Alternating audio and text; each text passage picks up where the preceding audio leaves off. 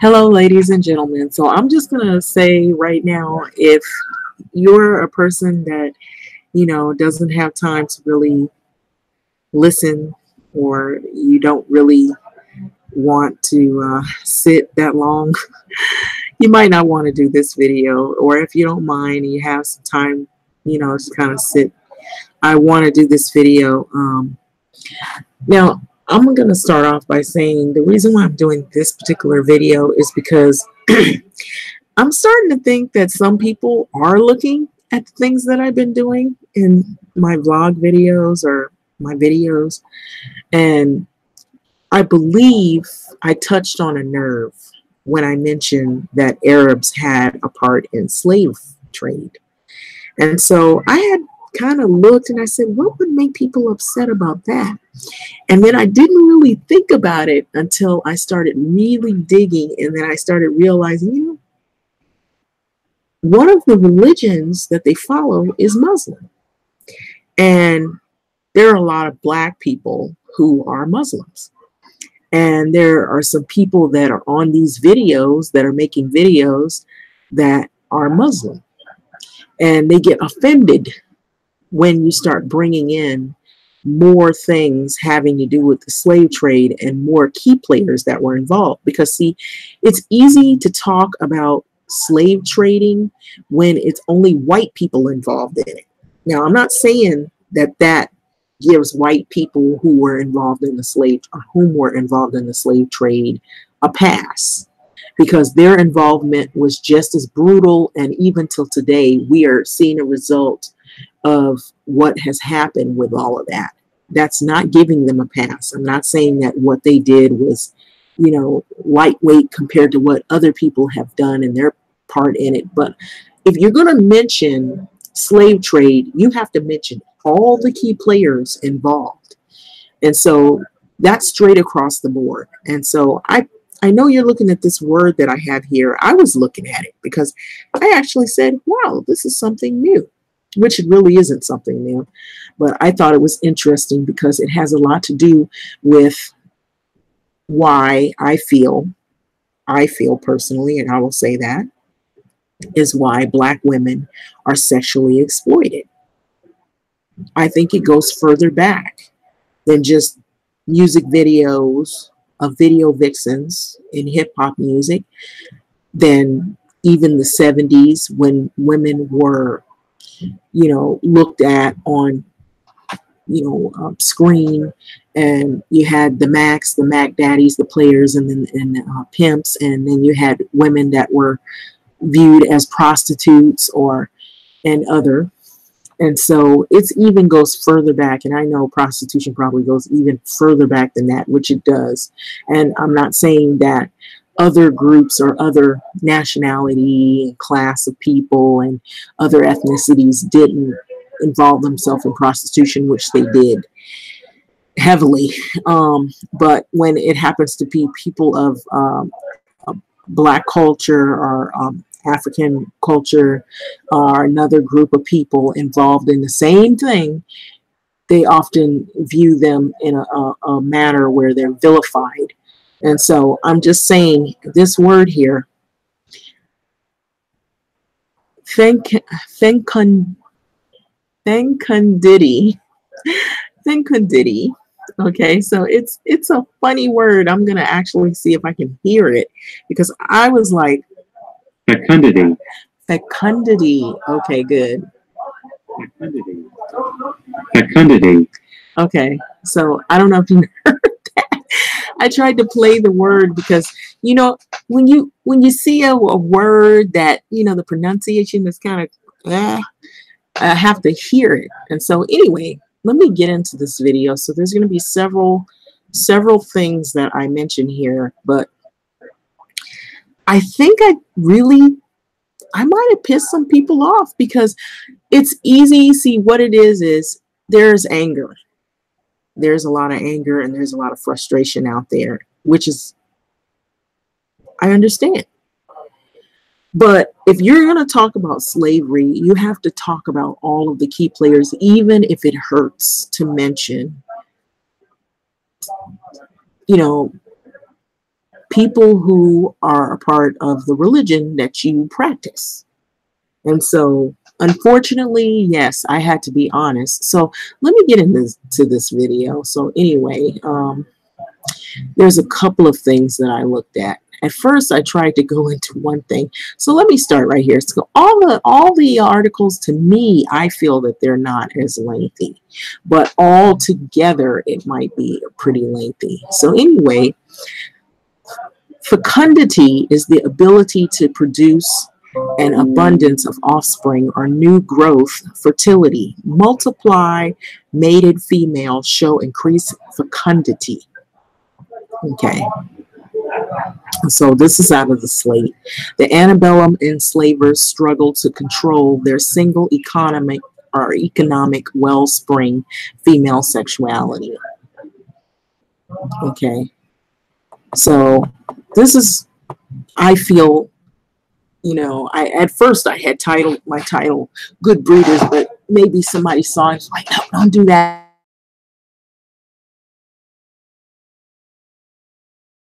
The history of American slavery. Okay, it's out of the slate. And so during the antebellum period, enslaved women wielded their reproductive capital and fought off white encroachment on their sexual health. And so this is by Marie Jenkins Schwartz. And so I was reading this. And so this article is a supplement of episode 7, History of American Slavery, inaugural Slate Academy. Okay, so I'm just going to go down. I'm trying to get through this as quick as possible. So let me swing back up here to the photo of the picture of this right here. So it's a slave family or families that are posed in front of a wooden house on a plantation of Dr. William F. Gaines, Hanover County, Virginia. So that's a family there. And it's much like some of this, you know, some people have visited some of these places and they have, you know, still been intact, what's left of them. And they've been, some of them have been untouched. Some of them have been changed and refurbished because they use them as media for museums or art display or whatever.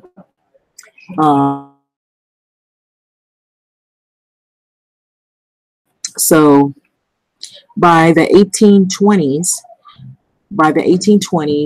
and would-be planters were moving in large numbers to places available for settlement and growing the fiber for sale in Europe to thrive. So the extension of the so-called Cotton Kingdom required new laborers. So 1808, the Congress ended the nation's participation in the international slave trade. So planters could no longer import additional slaves from Africa or the West Indies. So the only practical way of increasing the numbers of slave laborers was through new births. So with so much at stake, Black women's reproductive role became politically as well as economically decisive. So if enslaved mothers did not bear sufficient numbers of children to take the place of the aged and dying workers, the South could not continue as a slave society. And so what do you think happened with that? These women had to be what you see this term up here, good breeders. Women of color, Black women, were exploited in the slave trade economically. And so with that also, they're not only in history, but even today, as you see, you know, it's like, oh, you know, she's a good breeder, you know. And so that might be a reason for some of the attitude that people have, you know, towards Black female and their reproductive, all of the things that have happened thus far. But anyway, it goes, every woman of an appropriate age needed to bear children. So in the early 19th century, slaveholders looked to both heaven and earth for the answers of why childless women are childless women had not given birth. So they were willing to attribute a role to Providence, but they also scrutinized the behavior of the woman herself and the circumstances in which she lived. So generally, owners adhere to a racist assumption that all Black women were fecund. That's fecundity. That's the word that I had showed earlier, that all Black women have the ability to produce an abundance of offspring or new growth, fertility, multiply mated females show increased fecundity, the ability to produce many new ideas, but in this case, many kids. And so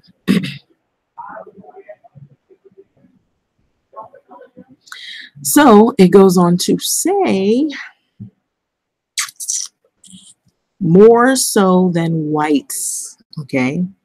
So let me reread that. Generally, owners adhere to a racist assumption that all Black women are more or were more fecund, more able to produce more children than white women, and would breed if given the chance. Okay. So when cotton became king, anyway, most provided an opportunity for women to become a mother by ensuring that she had access to a mate, even if it meant tolerating the visits of the enslaved man living on another plantation or purchasing additional slaves. So basically, the purpose was to get these women pregnant so that they could have more children. Therefore, you have more slave labor. So they were exploited even as far back as then. So one planter, Bill Alford of Mississippi, first purchased Jacob Dickerson. This is a story. So shortly after he bought Sally, when he bought Sally home, he said to Jacob, now this is sort of in the broken English or in that language, I brung you a good woman. Take her and live with her, or live with her. So I'll just say it regular because I can't talk like this, but that is the way they talk. You can see it in quotes. But the couple consented, and according to their son, lived contently thereafter. So not all slaves accepted planter matchmaking docilely. So, but the willingness of some couples to mate under such circumstance is not hard to understand, given that the majority of enslaved people wanted to marry and have families. Any couple who did not have the approval of an owner might be denied access material resources, as well as the owner's assistance in maintaining family ties. So although no slave couple could be certain that they would be allowed to remain together, everyone knew that an owner was more likely to respect a union that had been approved. So only those couples who gained an owner's consent for marriage obtained separate housing with furnishings, patches of land for growing foodstuff, and passes to visit one another if the husband and the wife lived on separate plantations, and other accoutrements of married life. So there was an incentive to do this as well. And so those were the incentives, of course. For these reasons, a woman or a man would have thought long and hard before rejecting a spouse proposed by the owner. Because if you think of all of those incentives, you'll be able to have housing with furnishings, patches of land, growing food stuff, passes to visit one another and your husband and whatnot.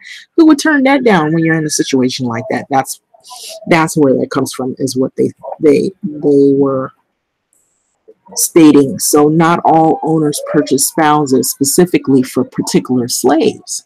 Those who did not might hurry women to have children in other ways. So the reason for them doing this and for them giving the incentives to give the women a chance to mate with someone so they could have more babies, therefore there's more workers, free slave labor. And so that's what the owners, their mindset is, so they pretty much promoted this. And so many exploited an attraction that already existed by encouraging or insisting on marriage, this is where marriage came from, I believe. Jacob Thomas married Phoebe. The year that the Civil War began. So their courtship lasted only a brief time, and Jacob later recalled, because the master gave his permission for marriage. For I asked for, now this is the language, so I don't quite talk like that. I don't talk like that. For I ask is for it. Okay, so it's in that language. So Georgina Gibbs testified that her Virginia master would marry any couple he saw spending time together. So she apparently meant that he would press the pair to live together as husband and wife, for the youths experiencing the glow of first love and sexual attraction. Mild pressure often proved effectual. So some masters and mistresses went so far as to write love letters on behalf of slaves. An owner who suspected that a couple was courting might persuade the man and the woman to set up a household by offering a variety of inducements, such as the love letters is one. But these could consist of any of not only separate housings, but small patches of land, which are the incentives and the passes, but also chickens, like food stuff, and other animals, and time to perform domestic tasks. Here's the other rewards. Rewards for motherhood followed the birth of children. These included extra clothing, exemption from harsh punishments, even rarely freedom. They said rarely. Notice they threw that in there. So some women were able to avoid field work or other arduous labor, hard labor and whatnot, things that are, taxing on the body as a result of bearing children. So those were the incentives. A breeder is what these women were called. Always fared better than the majority of women who were slaves that former slave Douglas Parrish observed. Women who were just slave women and didn't bear children had a harder life than women supposedly who bear children or bore children, rather. So slaves considered rewards for motherhood a customary right and acted proactively to secure them from the owner. Okay, so, and there were repercussions for barrenness. So if a woman couldn't produce children, you were punished, of course, and so you had repercussions. So young women who had not demonstrated fertility faced the possibility of separation from family, as well as additional labor, probably harder labor, as the story of Lulu Wilson's mother illustrates. If a married couple lived together for a long time without having a baby, North Carolina planter Joe Fevers would force both husband and wife to choose new partners. Former slave Henry Bobbitt maintained that many marriages did not last longer than 5 years because if no children were born within that period, husbands and wives were expected to find other spouses. So they did not have a choice in the matter. Let's say they both really liked each other or loved each other and they wanted to stay together. You had no choice in the matter. You had to separate because you didn't have any children. And so the fact that a woman proved a poor breeder is what they called.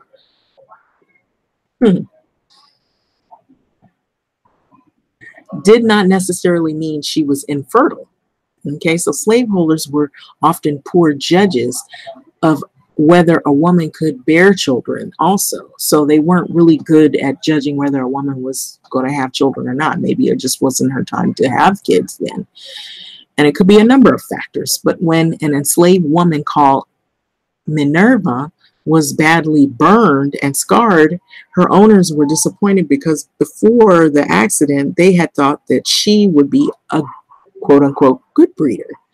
It is unclear whether they feared she would be unable to attract a mate or conceive or bring a baby to term, or perhaps all three. But their assessment proved very wrong. So Minerva gave birth to more than one child, including her namesakes, Minerva Davis, who related these facts years later after slavery had ended. The slaveholders' poor judgment in such cases reflected in part common misperceptions about the causes of infertility, as well as the difficulty of enforcing particular sexual relations upon others. Owners did not know, for example, that to become pregnant, a woman must have sex during ovulation. And so they weren't very keen on that. And so a lot of times these relationships were forced, and they wanted women to reproduce rather quickly so they could have more labor, slave labor, free slave labor. So miscalculations such as these explain in part the efforts undertaken by some slaveholders to intervene directly in sexual relationships among slaves. So they tried to orchestrate courting by insisting that couples obtain an owner's approval before seeing each other. So some masters and mistresses went so far as to write love letters on behalf of slaves. Forcing pairings were uncommon, but slaveholders attempted Forced pairings were uncommon, but slaveholders attempted them from time to time. So some former slaves charged that owners forcibly bred slaves not only to enlarge their workforces, but also to improve their stock. So Henry H. Butler claimed that his former masters would not approve matches unless they considered it a proper mating. And the only men and women who received permission were those the owner expected to produce offspring with perfect physiques. So you had to have that nice, strong body, and they assumed that, oh, this is a good person to breed children, abort children, or make children, or conceive children. Other informants spoke of stockmen assigned the role of stud. That's where we get those terms for, oh, he's a good stud, sort of like judging them like they're animals, like you would a horse. One former slave testified that the stockman would be locked in a room with a woman of childbearing age overnight. That's so that they could court, or not even court, actually just have sex, so that they could possibly produce children. In the morning, he would be quizzed about what had happened. So if he did not engage in sex, the woman might resist him. His owner would not be paid for his service. Emma Barr of Arkansas reported her mother's allegation that one of her owners kept a fine man whose duty it was to impregnate the housewomen. So this one guy, his whole duty was just to impregnate women. And so this might be the reason why we have these issues with sexual problems in our culture, in terms of how people view women and how people view men, as they over sexualize Black males and females. And so that's where my point is in this. So if he did not engage in sex with the women, the women might resist him, and his owner would not be paid for the services. Okay, so the man performed no difficult labor, and the other slaves, and both men and women, hated him because he didn't perform difficult. The only thing he had to do was get women pregnant. And in indication that any man who cooperated with such a scheme was despised by other slaves, because they not only participated in this so they didn't have to do the hard labor, but they also were making more babies with these women so that these babies could be more, put into slavery as workers. So one Louisiana planter with sizable slave holdings, William Maddox, allowed the majority of slaves to choose spouses to their liking, except for about 10 women whom he bred with a large man. Okay, so his goal was physically fit children who might be sold for a good price. So you wanted to, these people who orchestrated this wanted to have strong man and strong female, and they thought by their physique and whatnot and how they looked that they would breed these really strong children or whatever. And so still not many planters tried to breed slaves through forced pairings, but given the predisposition of slaves to become parents, they were needless. Okay, so as one Mississippi slaveholder maintained, no studs were necessary because slaves formed sexual relations on their own. So yet slaveholders did nothing to dissuade slaves from believing that force might be used. This potential threat frightened slaves and helps explain why so many former slaves remembered stories about forced pairings on nearby plantations, if not their own. Okay, so the anxiety produced by the possibility of forced breeding was real and prevalent. More common than forced pairings among slaves were forced sexual encounters between white men and black women. So this is to all those people who are wondering, where I get that from. It isn't something that I made up. It is true that slave masters would also take advantage of the black slave women and they would rape them. And so let me go on anyway, because a lot of people will say, oh, that's not true. And then someone in a video, they said, oh, we already know that Arabs had a role in slave trade. Not everybody knows, because not everybody reads. Not everybody really concerns themselves with these issues. They don't read like maybe you read or I read, and maybe a few other people, because apparently it's cool not to read. And we heard that recently from our friend Kanye, that it's cool to not really read anything.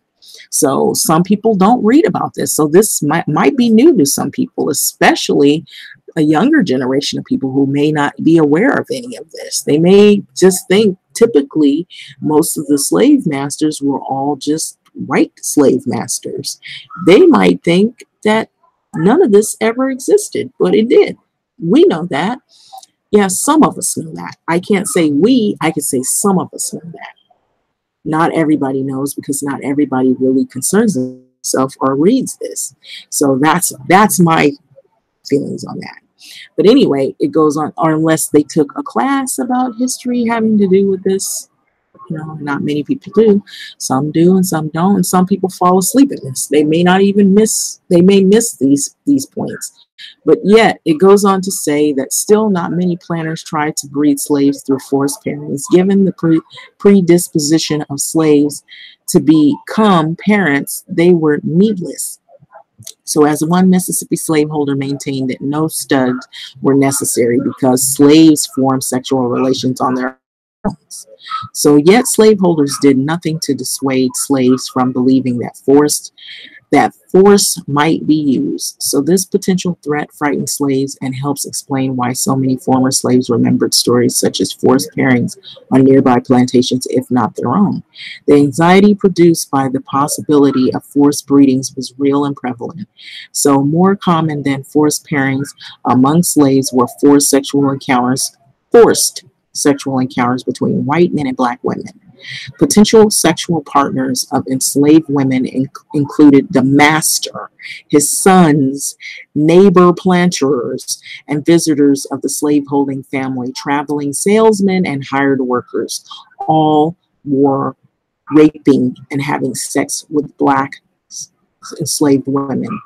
So although slaveholders intervened with human reproduction in the slave quarter a variety of ways, they did not always find the results satisfactory. So time and time again, their efforts were foiled by the deterioration of slaves to keep reproduction matters under their own control.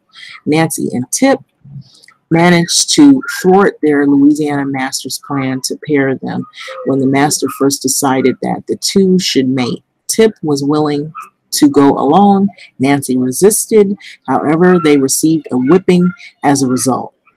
So feeling sorry for Nancy, Tip suggested that they live together without establishing a sexual relationship. After several months, the master, frustrated at a lack of visible pregnancy, agreed to let Nancy remarry, this time a man of her own choosing.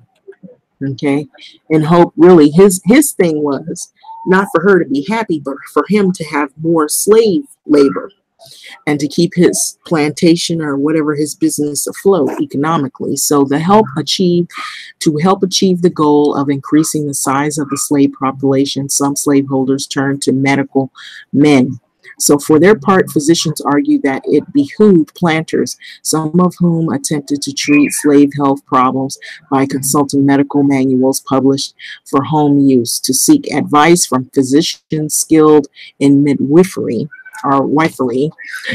The subject of infertility led doctors to investigate issues of sex and sexuality, matters not generally discussed publicly. So research by W. Tyler For example, conclude that women reached orgasm during sex, but the orgasm was not essential for conception.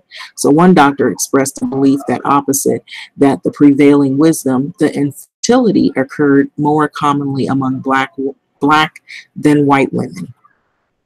Okay, so by the late antebellum years, slavery, or slave holders rather, during that period, were regularly eliciting assistance of physicians in treating slave women's health problems.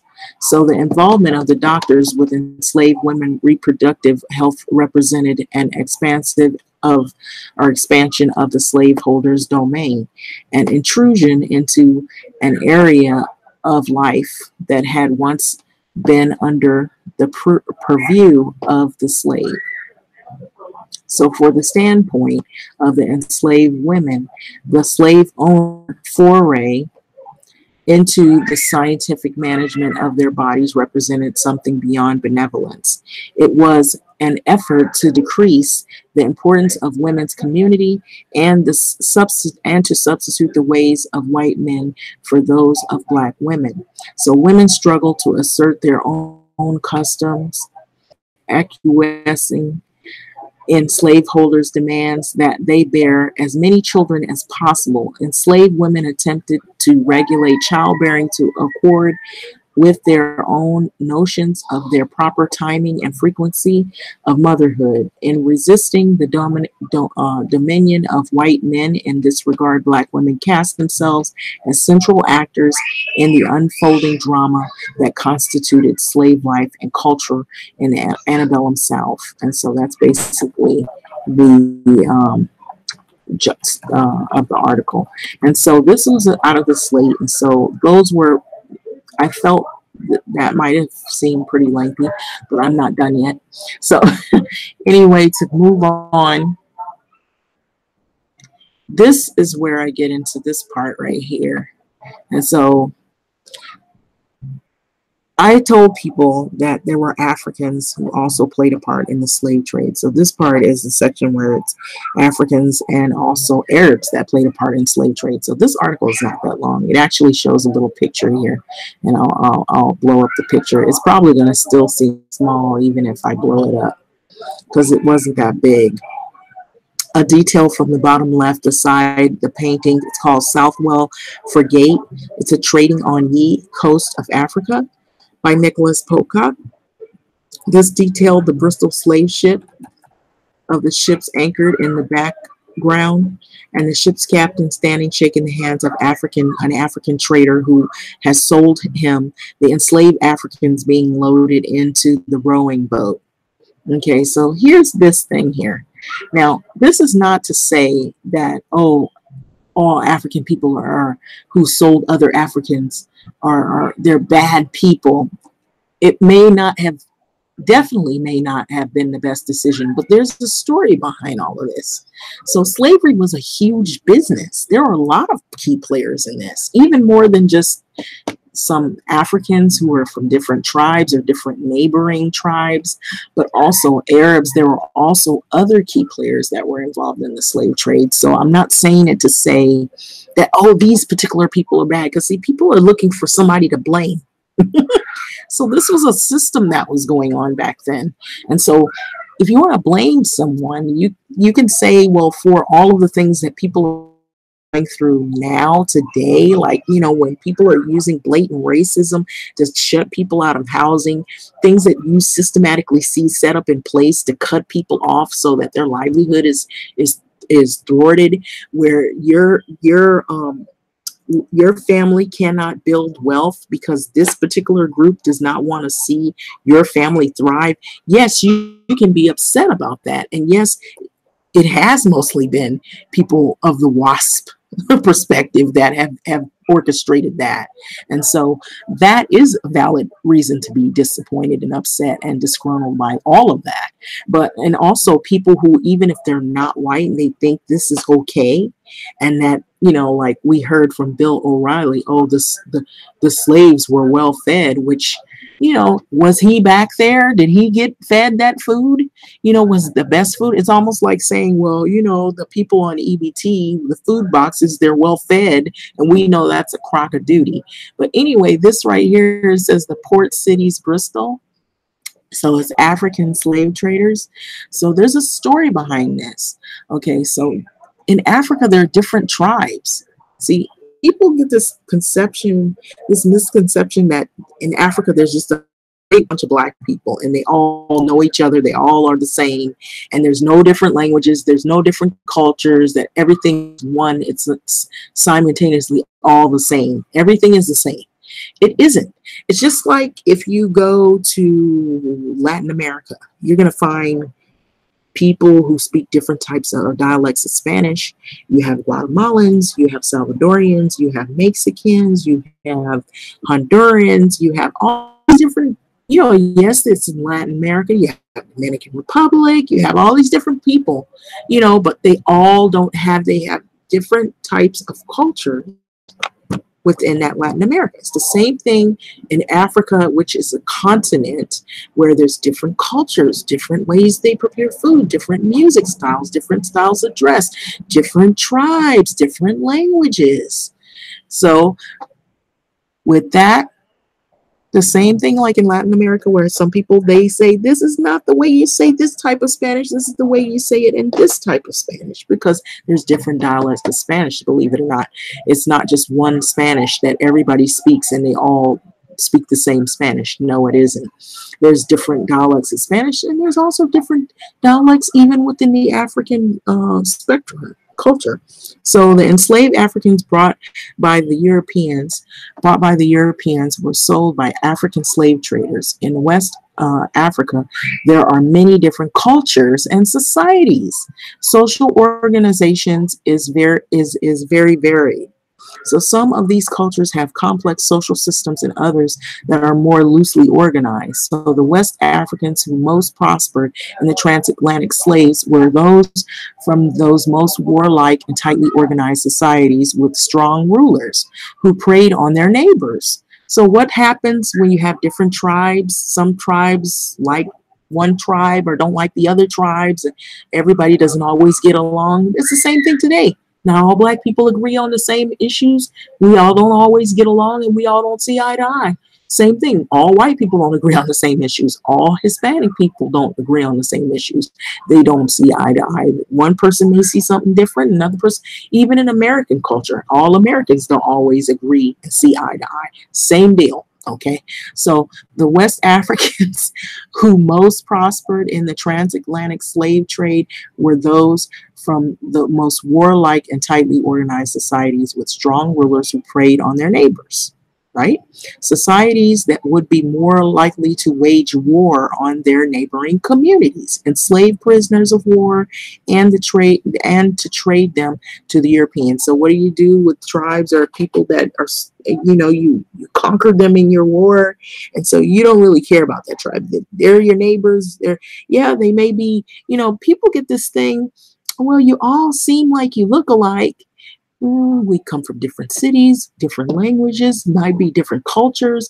That doesn't mean we all agree. We all go to the same black meeting. That's what people think, that are on the outside looking in. But that's not true. You could be from a different ideology. You might be from a different religion. Maybe you're not a part of a religion. So everybody we're not all friends. So it's the same deal here. So the rulers of these societies usually appointed cabocers, traders, to deal with European slave traders. So many, such as the cabocer from the Fantee people, John Carantee, or the leader from the Efik people, Ephraim Robin John, known to be the European trader as King George. Okay, so it says, were well known as canny and ruthless dealers back then. So they were able to communicate in a number of European and African languages. So the African slave traders were skilled in using this to their advantage for the rivalries between the French, the English, and the Dutch to get their best prices for their slaves. Often they demanded and received gifts and custom fees, known as some quarters as dashi, from the Europeans. So Nicholas Pocock, a sea captain who became an artist, drew paintings of several ships. Some included the small picture that I showed you above. The trading activity of the coast of Africa pictured here is the small painting that was at the top that I showed you. So that's pretty much that article. And so that's what I was saying. You know, some people think, you know, that all of us see eye to eye. We have differences of opinion. We have different languages. If you actually look, you have different people from different walks of life in Africa. I guess I'll get to that in a second, but let's shift over here really quick so I'm getting through this. Is the Arab Muslim. And so I believe that pretty much struck a nerve with some people, and they weren't very happy about that because that might be part of their religion. And so I'm not saying this to be mean to anybody, but there was an Arab slave trade. Not everybody knows this. Some people do, some people don't. I would say some people do, some people don't. Some people will say on these videos, oh, we know this, as if everybody agrees, everybody sees, everybody reads this thing. Obviously, they don't, because if they did, they wouldn't be doing the things that we see people doing now, you know, like fighting and hurting one another and trying to keep people out of things. So I had mentioned, I don't know if I even did a video on it. I don't think I did, but I mentioned in some comments that there was an African Holocaust. They always talk about the Jewish Holocaust. There was an African Holocaust. Some people don't know that. They think it's just the Jewish Holocaust. Yes, I'm saying this because not everybody knows. So there was an African Holocaust. Okay, so throughout history, it has been the inaction of those who could have acted, the indifference of those who should have known better, the silence of the voice of justice when it mattered most, that has made it possible for evil to triumph. This was by Haile Selassie. And so some people are aware of Haile Selassie. Some people aren't. So I wanted to bring this up because I wanted to show this beautiful picture. It looks like a beautiful mural or painting. And it shows, you know, also looks like a real picture right here that is talking about the Arab slave trade, the history of the Arab slavery in Africa. While Europeans targeted men in West Africa, it says Arab slave trade primarily targeted the women of the East Africa to serve as domestic slaves, wet nannies, and sex slaves. Okay, and so I don't know if people realize that, but women were exploited by that group as well. And so I think I had went into that, and you know, when I said that on somebody's thread. And I think somebody must have read it. And because if people are Muslim, they want to act as though Muslims didn't do anything wrong, you know, especially if it has to do with the slave trade. You know, some people don't want to talk about that stuff. It's called the untold story. So here it is here. It says the Arab Muslim slave trade of Africans. It's an untold story. And so some people get mad when you start saying something that has something to do with maybe their religion or something they're a part of. Now, are you a slave trader? Probably not. So don't get upset. But, you know, you can't make people not be upset because anything you say, some people take it over the top. So the Arab Muslim slave trade of Africans, the untold story. This is just a snippet. So the Marcus Garvey Jr., the Arab slave trade. So the Arab Muslim slave trade of Africans, the untold story. So African slaves in Arab world. Over 28 million Africans have been enslaved in the Muslim world during the past 14th century. While much has been written concerning the transatlantic slave trade, surprisingly little attention has been given to the Islamic slave trade and the Red Sea and the Indian Ocean. So not everybody, it says little attention because not everybody said, we know some have read this, not everyone. So while the European involvement in the transatlantic slave trade to the Americas lasted for just over 3 centuries, the Arab involvement of the slave trade lasted 4 centuries. And in some parts of the Muslim world, it is still continuing to this day. Didn't say long ago, to this day. A comparison of the Muslim slave trade to the American slave trade reveals some interesting contrasts. While 2 out of every 3 slave ships across the Atlantic were men, a proportion were reversed in the Muslim slave trade. 2 women for every man were enslaved by the Muslims. So while the mortality rate for the slaves being transported across the Atlantic was as high as 10%, the percentage of slaves dying in the transit in the Trans-Sahara and the East African slave trade was between 80 to 90%. And so while almost all slave ships across the Atlantic were agricultural work, most of the slaves destined for the Muslim Middle East were the sexually exploited and concubines in harems and for the military service. So I mentioned that in the thread, and I guess it pissed somebody off because they were saying, no, that didn't happen, no, that didn't happen. Yes, it did. So what do they say? I'm bringing receipts. So while many children were born to slaves in the Americas, the millions of their descendants were citizens in Brazil and the USA of this today. For the very few descendants of the slaves that ended up in the Middle East survived. So while most slaves who went to the Americas could marry and have families, most of the male slaves destined for the Middle East were castrated, and most of the children born to women were killed at birth. It is estimated that possibly as many as 11 million Africans were transported across the Atlantic, 95% of them of which went to South and Central America, mainly Portuguese, Spanish, and French possessions. Only 5% of these slaves went to the U.S. So a comparison of the Muslim slave trade to the American slave trade reveals some interesting contrasts. While 2 of every 3 slave ships across the Atlantic were men, the proportions of were reversed in the Muslim slave trade. 2 women for every man were enslaved by the Muslims.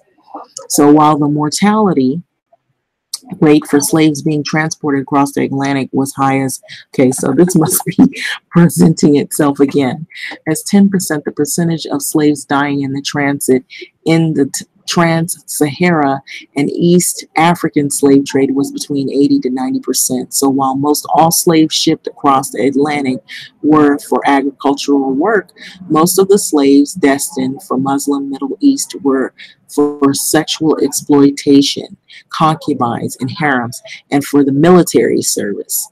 And so while many children were born to slaves in the Americas, millions of their descendants are citizens in Brazil and the USA to this day. Very few descendants of the slaves that ended up in the Middle East survived. So while most slaves who went to Americas married and had families, most of the male slaves, okay, destined for the Middle East. Okay, so it just basically, while Christians, I'm going to skip over because it's like it went on. So while Christian reformers spearheaded the anti-slavery abolitionist movement in Europe and North America, the Great Britain mobilized her navy throughout most of the 19th century to intercept slave ships and set the captives free. There was no comparable opposition to slavery within the Muslim world.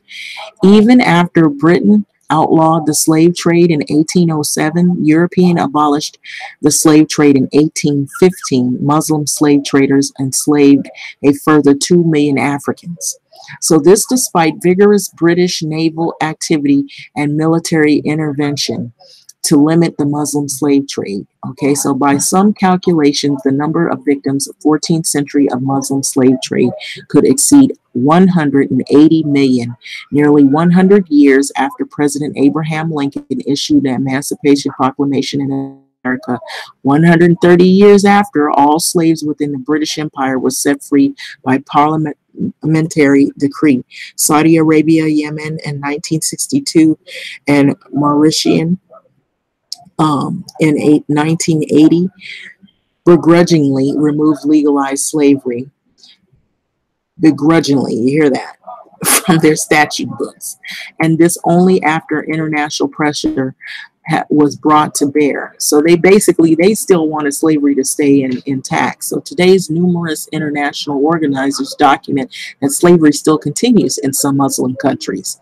So reports on slavery in Sudan, okay, so if I'm pronouncing this wrong, excuse me, I'm for pronouncing this. So Mauritania, for instance, needs looking into. Recently, a former slave from the Nuba Mountains in Sudan, Mendi Nazar, had her autobiography, Slave, My True Story, published. Mendi Nazar was an alleged slave in Sudan. She was made famous by her transfer to England to serve as a diplomatic family. So Mendi Nazar reports that she was abducted and sold into slavery in Sudan when she was a child of 12 years, 13 years of age, and she doesn't know when she was born. So she lived in the village of Karko, Nuba, and in Nuba Mountains of Sudan, with her family. So the village was attacked one night, and Mendi fled with her family into the mountains. She became separated with her family, and then when a man caught her and told her he would protect her, she believed him, and then she had already seen people killed in front of her. That's when she realized that the man told her to stay with a group of children. Okay, so that tells you right there something not right.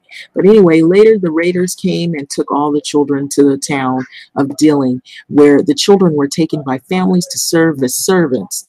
So Mendi also reports that she was taken by a woman.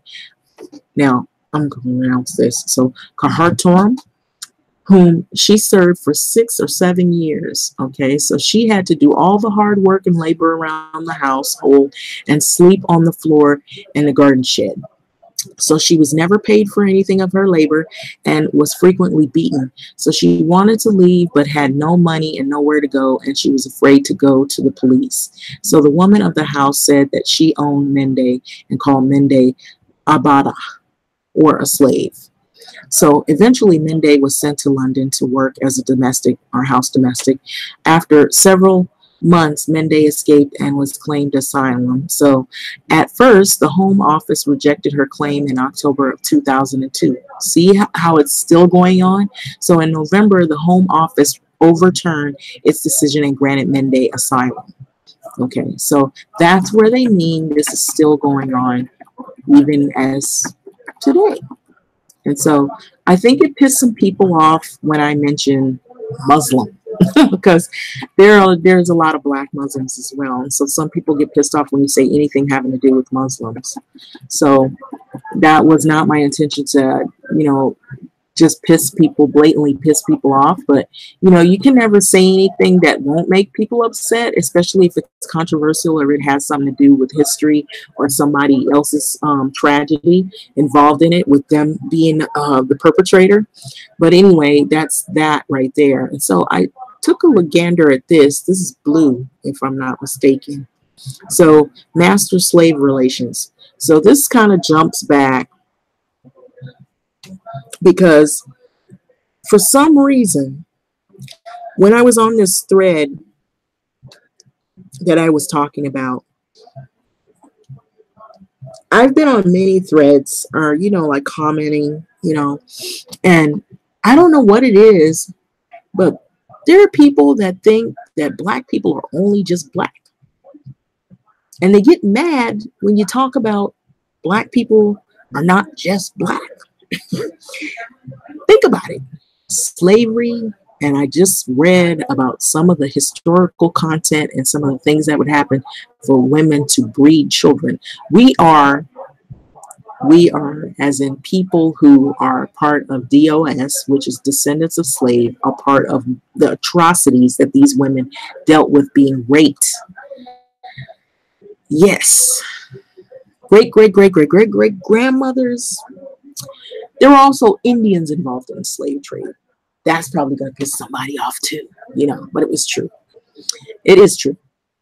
So slave women were forced to comply with sexual advances by their masters on very regular basis. As consequences of resisting often came in from a form of physical beatings. Thus, the enormous number of slaves became concubines for these men. So most of these masters were already bound in matrimony. Yes, most of these masters had wives, but did that stop them from having sex with slave women? No, it didn't, which caused tensions and hatred between the slave and the mistress of the house.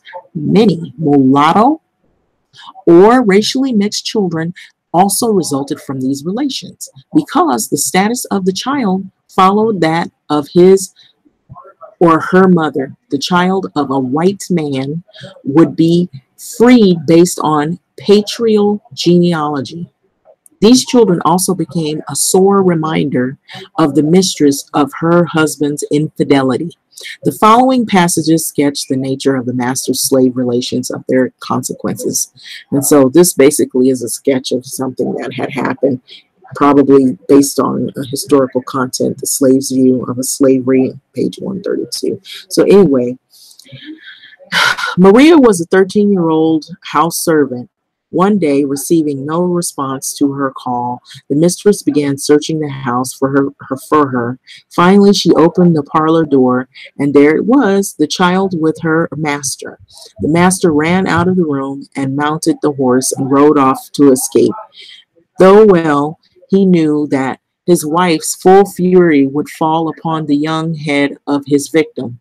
The mistress beat the child and locked her up in a smokehouse. For 2 weeks, the girl was consistently whipped, and some of the elderly servants attempted to plead with the mistress on Maria's behalf, and even hinted that it was master that was to blame, or massa that was to blame.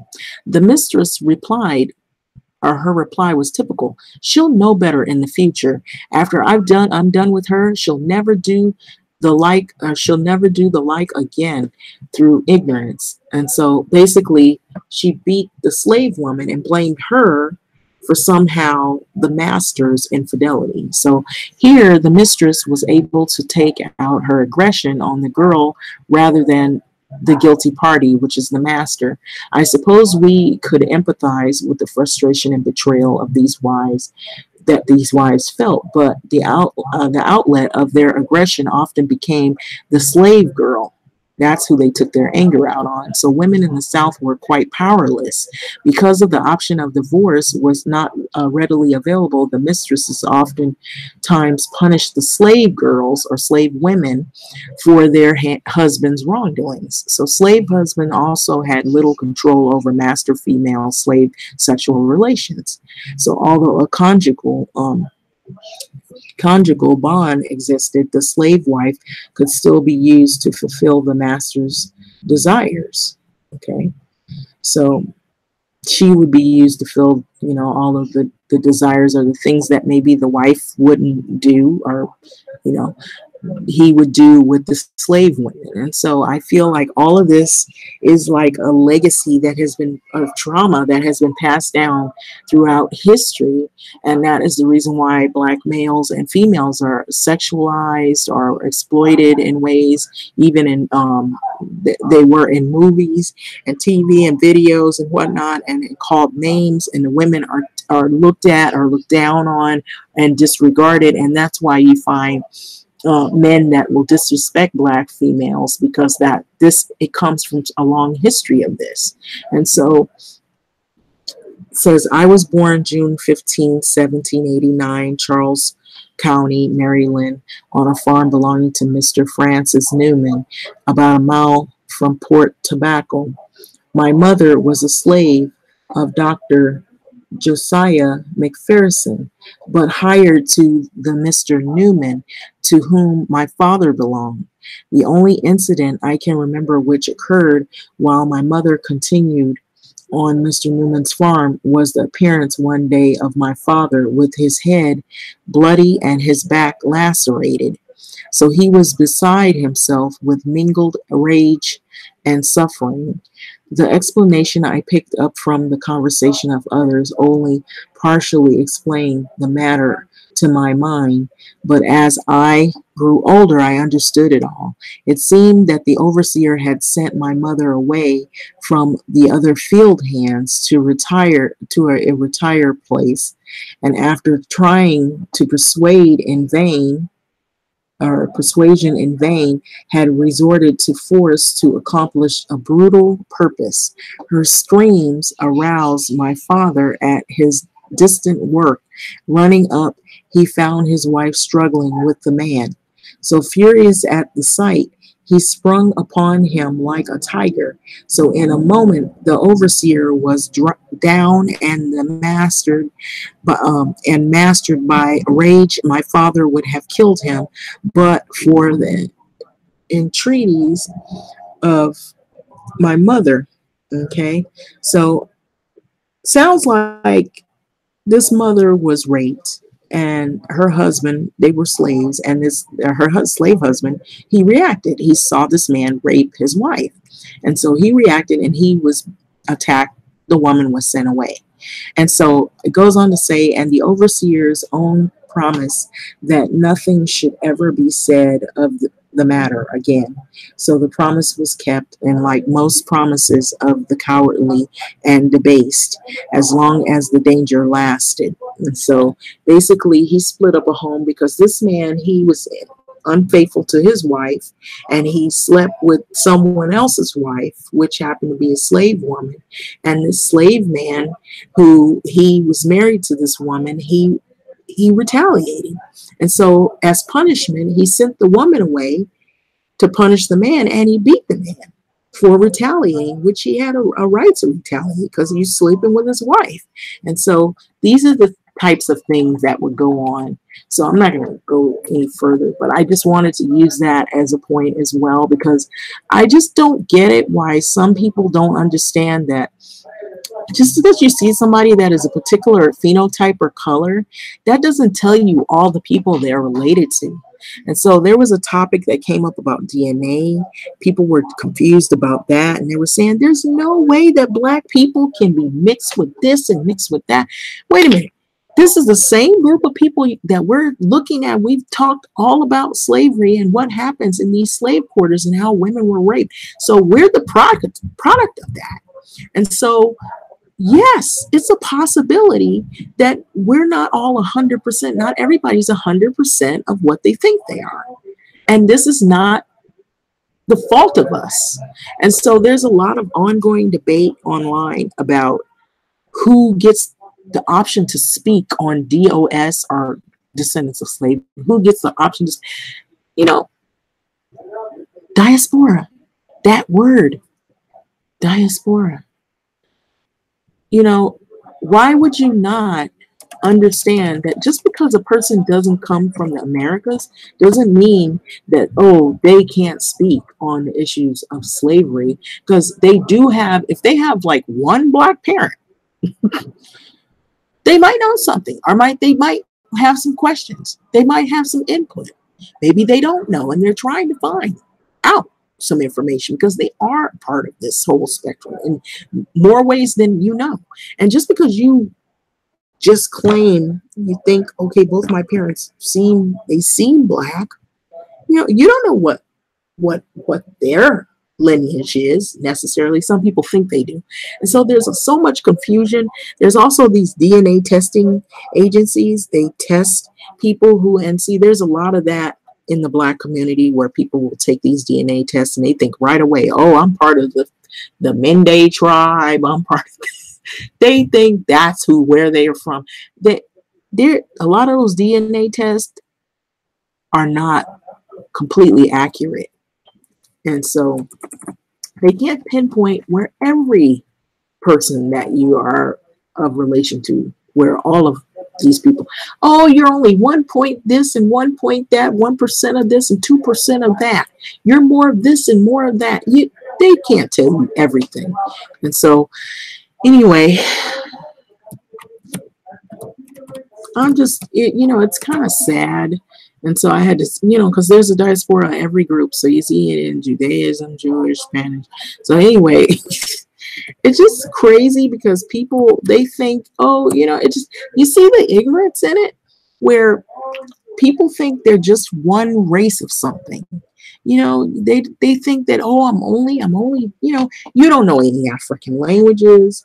You don't know anything. You can't trace your roots. There's some black people, they can't trace their roots that far back. Some can, some can. Some have did some digging, some research. They put in the time. It takes time. And then you have to have other family members that can give you feedback. Oh, you're related to so-and-so, this person married this person, this. And then some people have found cousins and things through DNA testing and stuff like that. But it doesn't go as far back as you would want it to go for some people. And so African diaspora says jump to concepts and definitions. The African diaspora consists of a worldwide collection of communities descended from African peoples, predominantly in the Americas. Okay, so prehistoric and recent migration of Africa, recent African origin, the modern humans, and immigration of Africa, respectively. And so it's like there's people that have, you know, been moved around, you know, their people's people have moved around, and you know, there's a lot of people who, you know, one person lives here, one person lives there. You could be related to somebody in Cuba and don't know it.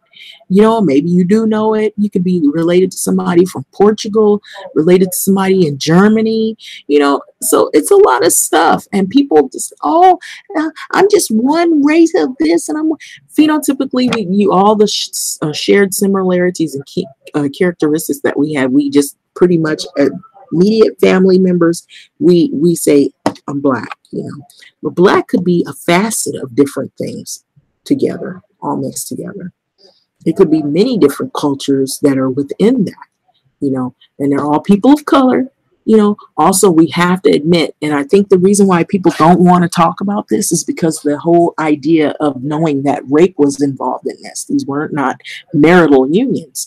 So when you mention to black people that, oh, they could have some white in them, people get all instantly mad because of the history behind it. Yeah, we know it wasn't unions necessarily for everyone.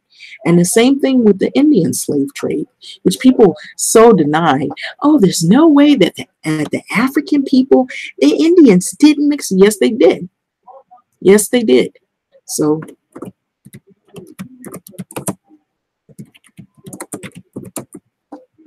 and so I really don't like it when people, you know, say that this is this and this is not this, because it isn't. So here you go right here. And there's a lot of crazy people out there that, you know, they just don't want to learn anything. So Native American slavery. Okay, you see it right there before yourself. Historians uncover a chilling chapter in the U.S. Okay, it's not on the level of the African slave trade, which brought 10 million, but Indian groups believe in diplomatic function of captive taking. Okay, so that there were also a role in the Native Americans, Europeans that didn't just displace Native Americans, they enslaved them as well, but also encouraged tribes to participate in the slave trade on a scale historians are only beginning to fathom. And so with that, what did I know? Slave women? They had to have sex with them. They were concubines, and then there were also some marital situations involved. Here are 3 scenes from the history of slavery in North America. In 1637, a group of Pequot Indians, men and boys, having risen up against English colonists in Connecticut, had been defeated, were sold to plantations in the West Indies in exchange for African slaves, allowing the colonists to remove a resistant element from their midst. So the tribe's women were pressed into service in white homes in New England, where domestic workers were sorely lacking. Okay.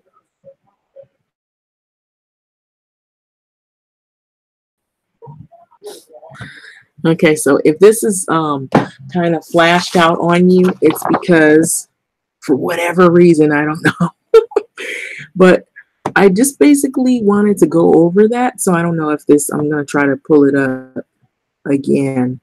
But I just basically wanted to talk about that because I feel like people, they try to act like these things never existed, and it's try and they pretend like, oh, none of these people were key players and this happened. And it's frustrating when you're trying to explain to people about things and they don't want to hear you out. But anyway, it goes on to talk about it here. It tells you even there's like five, I don't know if there's five or six rather, but this might be lengthy, but anyway, I'm going to keep going because that's what I do. So it actually went back in like I wanted it to. So the tribe's women were pressed in service in white homes in New England where domestic workers were sorely lacking. 1741, an 800-foot-long coffle of recently enslaved Sioux Indians procured by a group of Cree Assiniboine or Assiniboine and Monsoni warriors arrived from Montreal ready for sale to French colonists hungry for domestic and agricultural labor. And in 1837, Cherokee Joseph Van, expelled from his land in Georgia during the era of Indian removal, took at least 48 enslaved black people along with him to an Indian territory. By 1840s, Van said, and I'm going down here, he was said to have owned hundreds of enslaved black laborers. Okay, so this is by Rebecca Onion, is the Slate staff writer of the author of Innocent Experiments. So a reductive view of American past might note two major centuries-long historical sins: the enslavement of stolen Africans and the displacement of Native Americans. So where's the connection? In recent years, a new wave of historians of American slavery has been directing attention to the ways these sins overlap.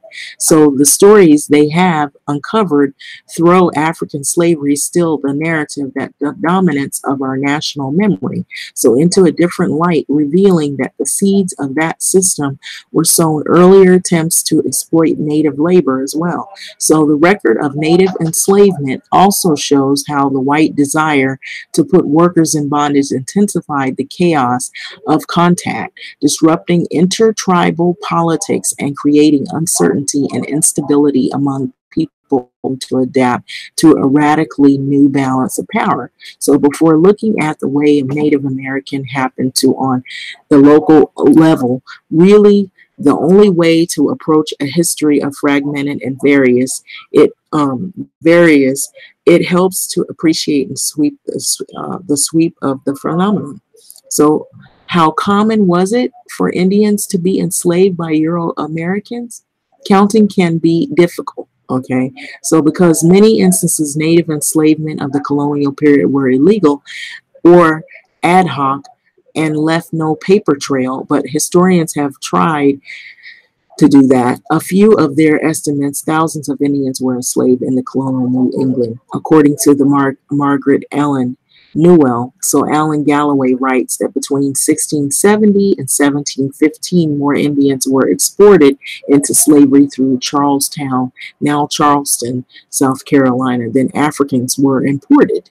So Brett Rushforth recently attempted to tally total numbers of enslaved, and he told me that he thinks that 2 million to 4 million indigenous peoples in the Americas North and South may have been enslaved over the centuries that practice prevailed, a much larger number than had previously been thought. So it's not on the level of African slave trade, which brought 10 million people to the Americas, but also the earliest history of the European colonies in the Americas is marked by native bondage. So if you go up to about 1680 to 1690, there's still, by the period, that had been more enslaved Indians than Africans in the Americas. Between 1670 and 1715, more Indians were exported into slavery through Charlestown, which is Charleston, South Carolina, than Africans were imported. The practice dates back to the earliest history of the European colonies in the future of the U.S. So take, for example, which some Hispanic people that say, "Oh, I'm Indian this, and we were your slave masters, and we're the new white people." Well, you stop that. You actually were involved as slave people, you know, before you decided to involve yourself in the practice of owning slaves. So take for the example of Pequot, who were enslaved in 1637 after clashing with the English, as Newell writes in the new book. So brethren by nature, New England Indians, colonists, and the origins of American slavery. By the time the ship Desire transported defeated Pequot men and boys and colonists in New England, desperate for their bodies and hands to supplement their own meager workforce, had spent years trying out various strategies of binding native labor. Okay, so it goes on to mention a vast majority of things that had happened during this period, during the Pequot War, and I'm not going to go any, I might jump around because I'm thinking this is an article that I've seen before.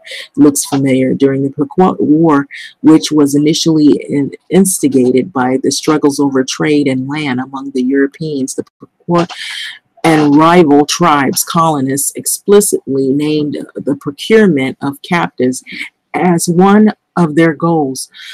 The soldiers sent groups of captured Pequot to Boston and other cities for distribution while claiming particular captured people as their own. Soldiers Israel Stoughton wrote to John Winthrop, having sent 48 to 50 women and children and the governor to dispute as he pleased. So if I'm not mistaken, I think this was something that I seen earlier in the past. Okay, so I think this ends after a while. This looked like a picture. I was trying to find some Native American slaves. And so there were Native American slaves as well. And two, people didn't believe me, but I said also there were people that were married with some of these Native American people. And so that's also a result of some of who Black people are as well. And they were also involved in some of these Indian tribes, and they were on the doll rolls.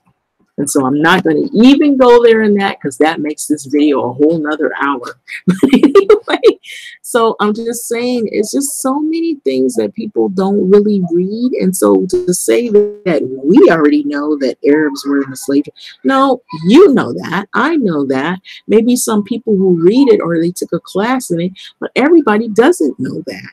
And so that's my point. And then two, yeah, this is where all this highly publicized and sexualizing Black males and females and looking down on Black women as only good for sex and all of that, and that's where all these stereotypes and things and come from. And we know some people do know some stereotypes, some people might not, but generally some people know the stereotypes. Sometimes the young people learn it through music and about whose anatomies look attractive or whatever. And so that's where a lot of that, some of that comes from. And the exploitation of Black women is atrocious historically and still to this day. And so all these other women, fall in line with this. Being a female is hard, it's not just that, you have these women there, they can be beaten, they can be attacked, they can be murdered, but they can be raped. They can be forced to have children that they didn't ask to have. This is forced upon them. And so therefore, as a result, if these women are forced to have all these children by these white slave masters, or they're throwing themselves at them and then they're beat in the process, and then they have these babies, what do they do with the babies? What happens years after years after years after? These are our great grandmas, grandpas, and this is where you get all of us, and all these other people that are involved in the slave, the same thing. And so if these women are made to be concubines or sex slaves, then what's going to happen? There's going to be, children as a result of it. And so, like they said, these people weren't they weren't smart on the idea that women have to be, ovulating and in order to actually be ready to produce a baby. And they didn't know all this medical stuff we know now, that some people know now. I'll say some people know now. They didn't know that all that back then. And so anyway, I'm going to let this video go finally. And, it's frustrating that people, I could easily go in a library and look all this stuff up, go into the index, look up specific topics and whatever I'm looking at researching. And I can also look online and I can specifically put in things that are pop into my mind to be like, okay, I want to look up. Okay, I could even say, who are all the key players in the slave trade? Who are all the ethnicities in the slave trade? So there's going to be some people that are going to come up that you might not really like, but this is a big business and a lot of people were involved in. And so if this was the way it built the U.S. economy, then you wouldn't think that other key players would be involved. Heck yeah. And now the way people treat you in this practice says a lot. And so that's the thing. How did the Africans treat these people? Okay, that you're a slave of war. We don't like this tribe, blah, blah, blah. We're going to sell you off. They're not saying they beat them, they tortured them. But however, in the Americas, the slave masters who were white, you hear all these stories about the beatings, the rapings, the treatments, and all this stuff. And so that's where a lot of fear comes from, because these people, even to this day, all of the wealth that is handed down to, and this is probably going to make some other people mad, all of the wealth that is handed down to most of the people. Now, let me look it up before people start getting upset, because this is definitely going to make some people upset. But all of the wealth that some people have is not earned. It is generational wealth that is handed down, and it started way back, as far back as some people don't want to acknowledge that.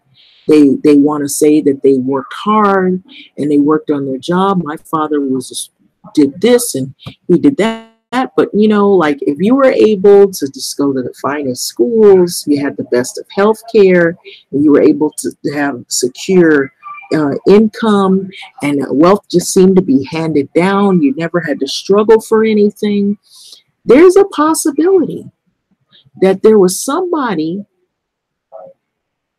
way back when that sealed your fate so that you can have a stable life. Your kids can have a stable life. And it came from slavery, from the backs of people who built this country, which were slaves, blood, sweat, and tears. And some people don't like hearing that. They want to believe that if through hard work and going to college and pulling up your bootstraps, if you're economic wealth in this country, and my father did it, and that's the reason why we have good cars and good schooling and good education, and they don't want to admit that great-great-grandpappy was a slave owner. And he might have raped a few, back in the days. And so they don't want to admit that. And so it upsets them when they hear somebody say that. And so that makes people enraged when you bring up those topics about slave legacies that were passed down, and then now you have this wealth that somehow mysteriously your family is wealthy. They have all this secure financial backing, but nobody talks about where it originated from, And then some people are not honest. They know that that's where it came from, Okay, so what is it called? Wealth.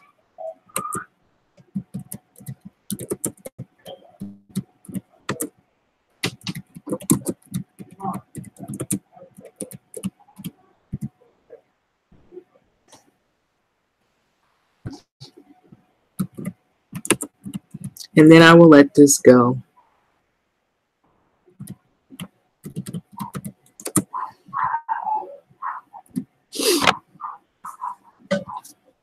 Without slavery, it would be the U.S. be the leading economic power. Okay, so 15 major corporations you never knew profited from slavery.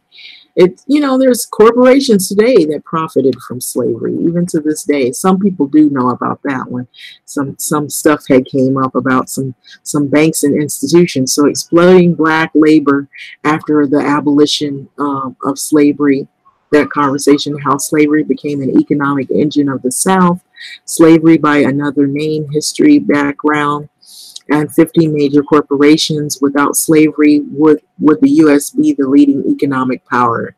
Okay, who benefited wealth handed down from slave labor? And so I pretty much put that out with it. Okay, so I can even get specific, but I'm not going to do that. I'm going to stop here. So I'm going to pull this up and leave it right here at the Atlantic Black Star. 15 major corporations you never knew profited from slavery. Yes, it is. Okay. Lehman Brothers. Aetna. I'm just going to run through it. And then there's some others. I'm not even going to go through the others. Well, you can click on each page, but there's big corporations to this day that profited from slavery. The enslavement of African people in the Americas by the nation and peoples of Western Europe created the economic engine that funded modern capitalism as we see it today. Therefore, it comes as no surprise that most of major corporations were founded by Western European and American merchants prior to roughly 100 years ago, benefited directly from slavery. And so a lot of these people that have these good homes, nice health care, they never had to be homeless. They don't worry about their financial situation, and they always tout that the black people who are struggling and can never really get that American dream. That, oh, if you just pull up your bootstraps, that's not really being honest. A lot of those people are just using that because they don't want to admit that they actually have been handed down wealth because of this system here. And so there a lot of people that they have generational slave wealth. And so somebody in your family benefited from this, you benefit from it, and somebody in your family was either a slave master or they participated in this system. And so that is the reason why you have this nice house and never had to work for anything really hard. You weren't out in the field. You don't have to work those hard menial jobs, and you don't have to worry about whether you're going to be homeless and none of that stuff, because you just somehow things just seem to come easy. And then you also have the right paint job, because you got people that are in power that basically they have this blatant racism that they harbor, and so they lock others out, and somehow you can get that job, and somehow you can, and you just want to, in your mind, believe that I earned this. I went to school, I did all this hard work and stuff, and you know that you're not always perfect.